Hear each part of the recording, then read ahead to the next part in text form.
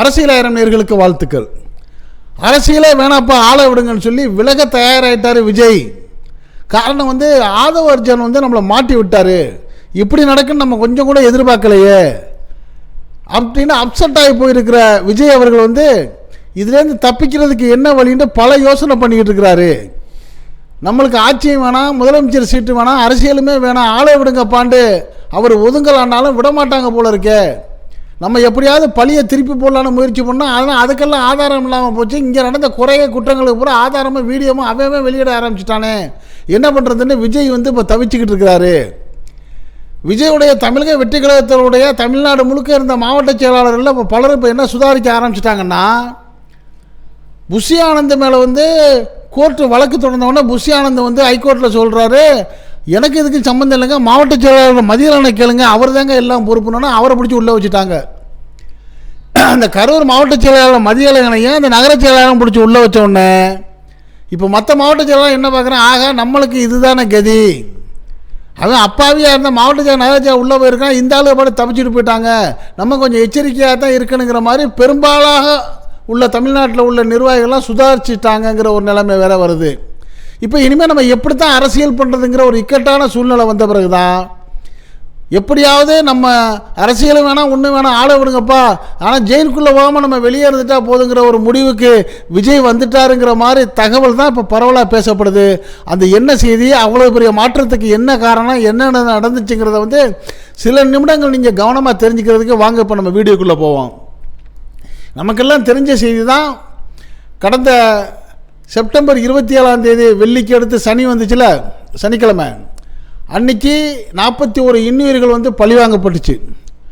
41 உயிர்களை பழி வாங்கினது எப்படி, அது திட்டமிட்டு சாகடிக்கணும் இல்லை, இவங்க திட்டமிட்டதால தான் செத்து போனாங்க.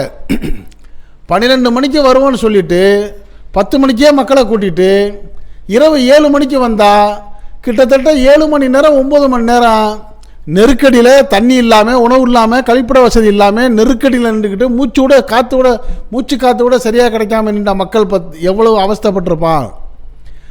அப்படி உள்ள மக்களை சந்திக்க வர்ற விஜய் என்ன பண்ணுறாரு, சார்ட்டர்டு ஃப்ளைட் தனி விமானத்தில் வர்றாரு. தனி விமானத்தில் திருச்சியில் இறங்கி அந்த கரூருக்கு வர்றதுக்கு அவர் வர்ற அந்த பஸ் இருக்குது பார்த்தீங்களா, 30-33 அடி நீளம், 10-12 அடி அகலம், பிரம்மாண்டமான வசதி. அதுக்குள்ள டிரைவருக்கு அழகான சீட்டு, அவருக்கு பக்கத்தில் தலைவர் விஜய்க்கு ஒரு சீட்டு, டிரைவர் சீட்டுக்கு பின்னாடி அவர் ஓய்வெடுக்கிறதுக்கு படுக்கை பெட்டு, அதுக்கு பின்னாடி பாருங்க ஒரு ஹாலு, வீட்டுக்குள்ளே இருக்க மாதிரி பெரிய ஹால், அப்புறம் அது டைனிங் ஹால், பெட்ரூமு, பாத்ரூமு எல்லாம் கம்ப்ளீட் டோட்டல் ஏர் கண்டிஷன். இப்படி தனி விமானம் சொகுசு பஸ்ஸில் நீங்கள் 15 நிமிஷம் 20 நிமிஷம் கூட உங்களால் மேலே ஏறி நின்று பேச முடியலை. 10 மணி நேரம் 9 மணி நேரம் 10 மணி நேரம் உங்கள் ரசிகர்களும் தொண்டர்களும் எப்படி நின்றாங்கிற கவலை உங்களுக்கு இல்லையே. அப்போ நெருக்கடியாக நீங்கள் 7 மணி நேரம் 7.5 மணி நேரம் லேட்டாக வர்றீங்க. 10,000 பேர் வருவாங்கங்கிற இடத்துல 20,000 பேருக்கு மேலே வந்துட்டாங்க. அங்கே நெருக்கடியான சூழ்நிலை, அந்த இடத்துக்கு போவோன்னா ஒரு 100 மீட்டர் தள்ளி நின்று பேசுங்கன்ட்டு போலீஸ்காரங்க இப்போ காவல்துறை உங்கள்கிட்ட கெஞ்சுறாங்க. அதெல்லாம் முடியாது, அந்த பாயிண்டில் தான் போய் பேசுவேன்னு சொல்லி புஷி ஆனந்தும் ஆதவ அர்ஜுனாவும் விஜய் அவர்களும் பிடிவாதம் காமிச்சதோடைய விளைவு அது உள்ளே நீங்கள் ஜனங்களை தள்ளிக்கிட்டு போகுது பஸ்ஸு. இப்போ அது 4 வழிப்பாதை, அகலமான ரோடு, அதில் டோட்டல் டைட்டாக மக்கள் இருக்கிறப்ப அவ்வளோ நீள பஸ்ஸு போகணுன்னா என்ன ஆகும் நல்லா நினச்சி பாருங்கள். அப்போ மக்களை ஒதுக்கிக்கிட்டு தானே பஸ்ஸு உள்ளே போகணும். நிற்கிறதுக்கே இடம் இல்லாமல் நெருக்கிக்கிட்டு இருக்க மக்களை 30 அடி நீளத்துக்கு 10 அடி அகலத்துக்கு விளக்கணும்னா என்ன ஆகும், தள்ளுறப்போ ஒருத்தர் மேலே ஒருத்தர் தள்ளுற மாதிரி வரும்ல. இந்த தள்ளு முள்ளுமை ஏற்படுத்தினது யார், தாவேக்காவுடைய அந்த பஸ்ஸு தான். அந்த பஸ்ஸை உள்ளே கொண்டு போன விஜய் அவர்கள் தான், ஆதவ அர்ஜுனா தான், புஷி ஆனந்த் தான். இப்போ 41 பேரை சாகடிச்சது எது, அந்த பஸ்ஸு. இப்போ பெரும்பாலும் எல்லாரும் என்ன கேள்வி கேட்குறாங்க, இப்படி 41 உயிர்களை பழி வாங்கின இந்த பஸ்ஸை கொண்டு போய் சென்னையில் வச்சுக்கிட்டு அதுக்கு ஆயுத பூஜை கொண்டாடுறீங்கள, இனிப்பு வழங்குறீங்கள, அப்போ இன்னும் நிறையா நீ நல்லா குள்றா அப்படின்ட்டு அதை பாராட்டுறீங்களா அப்படின்ட்டு எல்லாரும் கேட்குறாங்கல்ல. இதில் நியாயம் இருக்கா இல்லையா? அதைத்தான் உயர்நீதிமன்ற நீதிபதி அவர்களும் சொல்கிறாங்க, ஏன் அந்த பஸ்ஸை நீ பறிமுதல் பண்ணியிருக்க வேணாமா, அந்த பஸ்ஸு போயிட்டு இருக்கிறப்ப தொண்டர்கள் கூடவே போகிறான். ஃப்ரண்ட் வீலில் ஒருத்தர் 2 பேர் மோட்டர் சைக்கிளை சட்டுன்னு அடிபட்டு கீழே சாயிறாங்க. அதை கண்டுக்காத மாதிரி டிரைவரும் ஓட்டிக்கிட்டு இருக்கான். விஜயும் பேசாமல் இருக்காரு. உடனே கேஸ் போட்டு அந்த பஸ்ஸை நீ சீஸ் பண்ணியிருக்க வேணாமான்னு நீதிபதி அவர்கள் கேட்குறாங்க. அது மட்டும் இல்லை, இந்த தமிழக வெற்றி கழகம் நடத்தின எல்லா கூட்டத்திலையும் இந்த மாதிரி உயிர் பலி, நெருக்கடி, மயக்கம் அடைஞ்சதுக்கு ஆஸ்பத்திரிக்கு போன நிகழ்ச்சி நடந்திருக்கல, வேறு எந்த கட்சியில் நடந்திருக்கு அப்படிங்கிற கேள்வியும் வருது. இந்த கூட்டம் வந்து கட்டுப்படாத கூட்டம். விஜய் அவர்களை பார்க்க வர்ற கூட்டம் கொஞ்சம் கூட மனிதாபிமானம் இல்லாத கட்டுப்படாத கூட்டம். அதில் தான் ஒருத்தன் சொல்கிறான், என்னையா புள்ள செத்து போச்சுங்க, நீங்கள் புள்ள செத்து போனால் அடுத்த ஆளை பெற்றுக்கலாம், எங்கள் தலைவன் விஜய் தளபதி போயிட்டார்னா முடியுமா அப்படின்னா, இவன் தளபதி மட்டும் என்ன அப்படி வைரத்தில் வந்தார், மற்ற பிள்ளையெல்லாம் உயிர் இல்லையா? இப்போ எந்த அளவுக்கு மனிதாபிமானம் இல்லை பாருங்கள். ஒவ்வொருத்தனும் கட்டுப்படாமல் என்ன பண்ணுறாங்க, ஸ்பீக்கர் பாக்ஸில் ஏறுறது, டிரான்ஸ்ஃபார்மர் மேலே ஏறுறது, அந்த லைட்டுக்கு கோபுரம் மாதிரி ஒரு கம்பு கட்டி இருப்பாங்க அது மேலே ஏறுறது, மரத்து மேலே ஏறி கிளை ஒடிஞ்சு விழுகிறது, அந்த பக்கவாட்டில் உள்ள கடைகளில் கூரை போட்டிருப்பாங்களா அந்த கூரையை பொத்துக்கிட்டு மேலே வர்றாங்க. அப்படியே அந்த சீட்டு வச்சுருப்பாங்க, நிழல் சீட்டு கடைகளுக்கு, அது மேலே ஏறி அது சரிஞ்ச ஒருத்தன் 10 பேர் மேலே விழுந்து, அவன் 10 பேர் 100 பேர் மேலே விழுந்து, நீ பஸ்ஸை விட்டு நவுத்தி விட்டு, இதெல்லாம் என்னங்க நீங்கள் கட்டுப்படுத்தணுமா இல்லையா?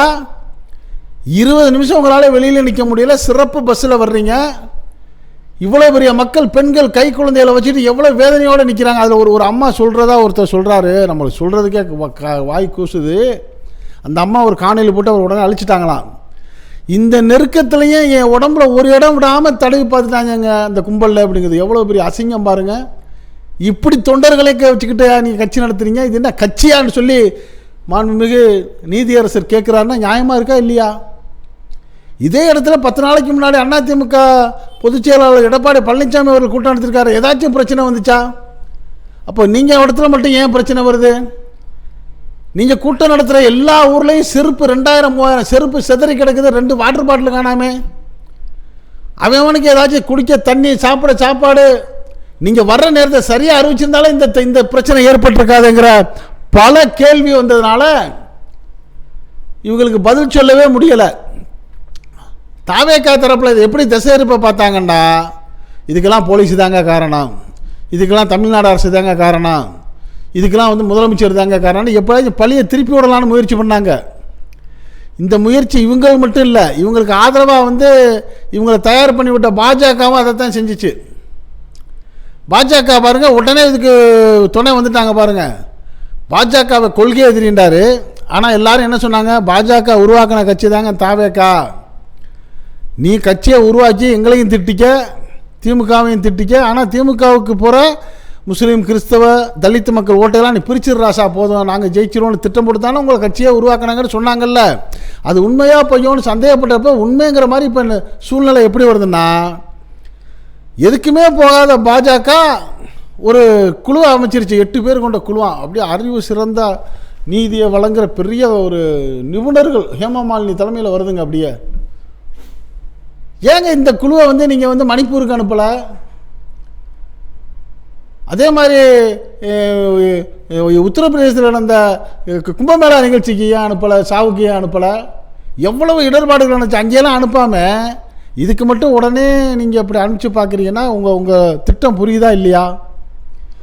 அப்புறம் அந்த பாஜக ஐடியா கொடுத்து என்ன பண்ணுறாங்க, எப்பா நீ நல்லா திமுகவுக்கு அதாவது கோபம் வர்ற மாதிரி பேசுங்க முதலமைச்சருக்குன்னு பேச விடுறாங்க. அவங்க திட்டம் என்னென்னா, விஜய் பேசுகிற பேச்சில் ஸ்டாலின் அவர்களுக்கு கோபம் வந்து டக்குன்னு விஜயை பிடிச்சி உள்ளே போட்டார்னு வச்சுங்க, இந்த சம்பவத்தை எல்லாம் மறைச்சிட்டு விஜயோடைய அந்த பிள்ளைங்க இருக்காங்கல்ல சுறுசுறுப்பாக உள்ள பிள்ளைங்க, அவங்கள தூண்டி விட்டோன்னா அங்கங்கே கலட்டா பண்ணி தமிழ்நாடு பூரா ஒரு மிகப்பெரிய கலவரமாயிரும். ஐயோ தமிழ்நாடு மோசமாக போச்சு, கலவரமாயிருச்சுன்னு சொல்லி அதை வச்சு திமுக அரசுக்கு ஏதாச்சும் ஒரு பெரிய இதாக கொடுத்து தமிழக வெற்றி கழகத்தையும் பாஜகவையும் இணைச்சி ஏதாச்சும் அதிமுக உதவியோட ஒரு புது வித்தியாசம் ஏதாச்சும் பண்ணிடலான்னு பாஜக திட்டம் போட்டால் ஸ்டாலின் வந்து அதுக்கெல்லாம் அசைகிற மாதிரி இல்லை. அவர் ரொம்ப தெளிவாக இருக்கிறாரு. எங்க முன்னாடியே சொன்னாருங்க, இந்த மூதறிஞர் அவர் பாஜகவுடைய மூதறிஞர் எச் ராஜா என்ன சொன்னார், ஸ்டாலின் இஸ் மோர் டேஞ்சரஸ் தென் கருணாநிதி சொன்னாரா இல்லையா? என்ன அர்த்தம்? கருணாநிதியை விட டேஞ்சரான ஆள் ஸ்டாலின் அப்படின்ட்டு எச் ராஜா புரிஞ்சு வச்சிருக்கிறாரு. அதை விஜய் புரிஞ்சு வச்சுக்கல. அதனால் இப்போ ஸ்டாலின் என்ன பண்ணிட்டாரு, அவர் ரொம்ப விவரமாக நீ என்ன தான் எனக்கு என்ன கோவப்படுத்தணும்னு நினச்சாலும் அதுக்கெலாம் நான் இப்போ செய்ய மாட்டேன் ராஜா. இப்போ எனக்கு தேவை என்ன, உயிரிழந்த மக்களை அவங்கள வந்து அவங்கவுங்களோட குடும்பத்தில் ஒப்படைக்கணும் கண்ணியமாக மரியாதையோட. காயமடைஞ்சவங்கள உயிருக்கு போராடுறவங்கள ஆஸ்பத்திரியில் சேர்த்து அவங்க மேற்கொண்டு உயிரிழந்துடாமல் பாதுகாப்பு கொடுக்கணும், சிகிச்சை கொடுக்கணும். இறந்தவங்களுக்கு வந்து என்ன கொடுக்கணும், ஒரு நிவாரணம் கொடுக்கணும். காயம் பெறுறவங்களுக்கு மருத்துவம் கொடுக்கணும். இதுதான் இப்போ என் வேலை. நீ என்ன வேணாலும் எங்களை குறை சொல்லிக்க. இப்போ நான் உன்னை கைது பண்ணவும் மாட்டேன், உன்னை குற்றம் சொல்லவும் மாட்டேன். அவர் இன்னும் ஒரு முடிவுகளை பற்றி எவ்வளோ அழகாக சொன்னார் தெரியுங்களா முதலமைச்சர். எந்த ஒரு அரசியல் கட்சி தலைவனும் தன் தொண்டர்களை சாகடிக்கன்னு நினைக்க மாட்டான். பாருங்கள், விஜய்க்கு சப்போர்ட் வாங்கி பேசுகிறார் முதல்வர். ஆனால் எப்படியாவது முதல்வர் மேலே ஒரு பழியை சொல்லி இந்த திமுக அரசை வந்து ஏதாச்சும் ஒரு கலாபரம் பண்ணி விடலான்னு நினச்ச திமுக, அந்த தாவேக, பாஜக, ஆர்எஸ்எஸ் முயற்சி பழிக்கலைன்னொன்று தான் இப்போ என்ன பண்ணுறாங்க, நம்ம என்னடா பண்ணுறது, மாட்டிக்கிட்டோமே, நம்ம பழி போட்டால் பழி போடுறதுக்கு ஏதாச்சும் ஆதாரம் வேணும்லங்க. அந்த ஆதாரம் எதுவுமே இல்லை. உன் கூட்டத்தில் தப்பு நடந்துச்சுக்கிறது நிறைய ஆதாரம், வீடியோ ஆதாரம் இருக்குல்ல. என்ன வீடியோ ஆதாரம், 7:30 மணி நேரம் லேட்டாக வர்றீங்க, 12 மணிக்கு வர வேண்டிய நைட்டு 7:30 மணிக்கு வர்றீங்க, 10,000 பேருங்கிறத 20,000 பேரை கூட்டிட்டீங்க. போலீஸ்காரங்க சொல்கிறாங்க 100 மீட்டர் தள்ளி நில்லுங்க, உள்ளே நுழைய முடியாது, டைட்டாக இருக்குன்னு சொல்லிங்க. அதெல்லாம் முடியாது, எங்களுக்கு அந்த பெட்ரோல் மார்க்ஸ் லைட்டே தான் வேணுங்கிற மாதிரி அங்கே தான் நாங்கள் போய் பேசுவோண்டு புடிவாதம் பண்ணி உள்ளே வண்டியை நவுத்தி மக்களை தள்ளி விட்டுறீங்க. அவன் 7 மணி நேரமாக தண்ணி இல்லாமல் உணவு இல்லாமல் காற்று இல்லாமல் நின்றவங்களாம் அப்படி செதஞ்சு போயிட்டு ஒருத்தர் மேலே ஒருத்தர் வந்து செத்து போகிறான். இதையெல்லாம் கண்டுக்காமல் என்ன பண்ணுறீங்க, விட்டா போதுன்னு எல்லோரும் ஓடி போயிடுறீங்க. விஜயிலேருந்து, ஆதவ அர்ஜுனாலேருந்து, புஷி ஆனந்திலேருந்து, ஜான் ஆரோக்கியசாமியிலேருந்து, நிர்மல் குமார் எல்லாம் ஒரு பிள்ளை இங்கே நிற்கிற எல்லாம் ஓடி போயிட்டீங்க. அப்போ களத்தில் நின்று பாதுகாத்தது பூரா உடனே முதலமைச்சர் இரவா வர்றாரு. செந்தில் பாலாஜி போய் எல்லா ஆஸ்பத்திரின்னு சொல்கிறாரு, அப்பா எல்லாரையும் காப்பாற்றுங்க ஐயா, அந்த பில்லெல்லாம் நான் தர்றேங்கிறாரு. திமுக, காங்கிரஸ், அண்ணா திமுக, முஸ்லீம் லீக்கு, கம்யூனிஸ்ட்டு, விடுதலை சிறுத்தை எல்லா கட்சிக்காரும் நான் இங்கே நின்று வேலை பார்க்குறான். உன் விசிக்கா ஒரு ஆளோட இல்லை, எல்லாம் உன்னுடைய தாவேக்கா ஒரு ஆளோட இல்லை, எல்லோரும் ஓடி போயிட்டீங்க. அப்போ நீங்கள் தான் குற்றவாளி. ஓடி போயிட்டு எல்லாரையும் சாவடித்த பஸ்ஸுக்கு அங்கே வந்து ஆயுத பூஜை நடத்திக்கிட்டு இருக்கிறீங்க. இதெல்லாம் பார்த்தவொன்னே தான் ஆகா இனிமேல் நம்மளுக்கு ஒன்றுமே இல்லை, ஐயோ நம்மளை வந்து உள்ளே பிடிச்சி போட்டாங்கன்னா நம்மளால் தாங்க முடியாத, 20 நிமிஷத்துக்கு முன்னால் மேலே வெளியே நிற்க முடியாதுங்கிறதுக்காக தான் ஆதவ அர்ஜுனாவை டெல்லிக்கு அனுப்பிச்சு அப்பா எப்படியாச்சும் சரி கட்டுன்னா அங்கேயும் ஒன்றும் சரியாக நடக்கிற மாதிரி தெரியலை. அதுதான் ஆதவ அர்ஜுனா வந்து ராகுல் காந்தி எப்படியாவது சந்திச்சு ஐயா எங்களுக்கு கொஞ்சம் எங்களை இந்த இதுலேருந்து உள்ளே பிடிச்சி போடாத அளவுக்கு ஆளை விட்டால் போதும், எங்களுக்கு கட்சியும் வேணாம், ஆட்சியும் வேணாம், முதலமைச்சர் சீட்டு வேணாங்கிற அளவுக்கு பேசுகிறதுக்கு முயற்சி பண்ணியிருக்கிறதாகவும் ஒரு வழக்கறிஞர் மூலியமாக ராகுல் காந்தி அப்பா அதெல்லாம் நம்மளை இந்த விஷயத்தில் தலையிட வைக்காத ராஜா, என்ன உப்பு தின்னவன் தண்ணி குடிச்சு தான் ஆணுங்கிற மாதிரி அவர் ஒதுங்கி விட்டதாகவும் செய்தி வருது. ஆக வந்து இப்போ இந்த சூழ்நிலையில் எப்படி விஜய் அவர்கள் வந்து பயப்பட்டாரோ அதே மாதிரி அந்த தாவேகாவோட தமிழ்நாட்டில் உள்ள மற்ற எல்லா மாவட்ட ஒன்றிய நகர நிர்வாகிகள்லாம் பயப்பட ஆரம்பிச்சிட்டாங்களாம். ஆகா இந்த புஷி ஆனந்த் என்ன சொல்லிட்டாரு பாரியா, அவர் மட்டும் முன்ஜாமீன் கேட்குறாரு, மாவட்ட செயலாளருக்கு நகர செயலாளருக்கு வாங்கியிருக்கணும்ல, அவரே சொல்கிறாரு இதுக்கெல்லாம் மாவட்ட செயலாளர் தான் பொறுப்பு, அவரை பிடிச்சி உள்ளே போடுங்கன்னு அவர் கழட்டிட்டு போயிட்டார். நாளைக்கு நம்ம ஊரில் நடந்தாலும் நம்மளுக்கு இதுதான்டா நிலைமை, நம்ம இதான் தப்பிச்சுக்கணும்னு சொல்லி இப்போ எல்லாரும் உஷாராயிட்டதுனால அவ்வளோதான், கதை முடிஞ்சு, தமிழக வெற்றி கழகத்தினுடைய கதை முடிஞ்சிச்சுங்கிற மாதிரி பரவலாக பேசப்படுது. இதுலேருந்து தப்பிச்சுக்கிட்டா போதும், நம்மளுக்கு அரசியலும் வேணாம் ஒன்றும் வேணாங்கிற முடிவுக்கே விஜய் வந்துட்டாருங்கிற மாதிரியும், இந்த நிலைக்கு ஆதவ அர்ஜுனா தான் நம்மளை ஆளாக்கிட்டாரு, புஷி ஆனந்த நம்மளது வேஸ்ட்டாக போச்சுங்கிற முடிவுக்கு வந்துட்டாருங்கிற மாதிரியும் செய்திகள் வருது. இது பற்றிய உங்களுடைய கருத்துக்களை நீங்கள் இந்த அரசியலை கமெண்ட் பாக்ஸில் கமெண்ட்ஸ் பண்ணுங்கள். இந்த செய்தி பிடிச்சிருந்தால் இதுக்கு ஒரு லைக் கொடுங்க. இதே போன்ற அரசியல் செய்திகள் உடனுக்குடன் உங்கள் வீட்டுக்குள்ளே வந்து சேர இதுவரை நம்ம சேனலுக்கு சப்ஸ்கிரைப் பண்ணாதவங்க சப்ஸ்கிரைப் பண்ணுங்கள். மறக்காமல் பக்கத்தில் இருக்க பெல் ஐக்கானை கிளிக் பண்ணுங்கள். அப்போ தான் நம்ம போடக்கூடிய ஒவ்வொரு வீடியோ உங்களுக்கு நோட்டிஃபிகேஷன் காட்டும், நீங்கள் விரும்பிய செய்தியை பார்க்கலாம். இன்று இணைந்திருப்போம். உங்கள் அன்பன் அஷ்ரஃப் அலி. நன்றி, வாழ்த்துக்கள்.